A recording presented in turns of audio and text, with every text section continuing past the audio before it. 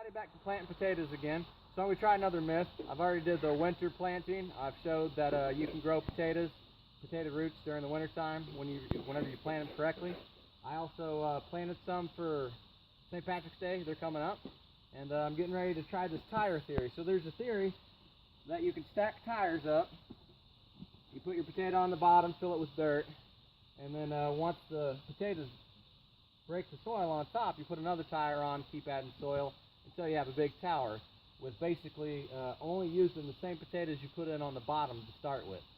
So in theory, it grows all the way up to the top, and then once it reaches the top and dies, then you'll have potatoes all the way through here, and you're only costing a couple potatoes. I'm going to use 4 or 5 instead of using a potato for every 4 potatoes or so. So we're going to try that theory out. I have, as usual, ashes. These are muddy ashes, they got rained in. Goat manure mixed with hay, and I got some potatoes, and I'll use some dirt here to put on top of that. Also, if you notice, I have a path in the back with some paper bags from my feed sacks. You can use those for mulch, put them down, put hay on top of them, or wood chips or whatever. Make yourself a path through the garden, and it'll prevent weeds from growing up too, so it'll make it easier.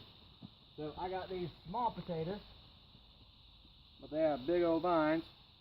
They're growing in the cellar. So I'm going to put these here, and they'll pretty much already be out, but that is fine. And once they start growing leaves, that's when I'll put on some more dirt. I use quite a bit of them because they're all real small anyway. See if we can get looks like 5 potatoes. So we'll try about 5 potatoes in here. And I'll make follow-up videos on how it's coming along. So I'm going to go ahead and throw in some ashes. Woohoo! That didn't work as well as I had hoped it would. Woo! Watery ashes. And you see in my videos, I always use ashes, a little bit of ashes. Using more this time, because I have a lot of potatoes there. And I always use some type of manure, goat manure, rabbit manure. Potatoes really like compost. So look how rich that is there. That's pretty old. Nice broken down. Alright. Yeah. Man, these things are going to be awesome. Feel it. Alright, and then I'm just going to cover the rest up with some dirt on the ground. Hopefully I don't kill these stems doing this, but we'll see. See how it goes, man.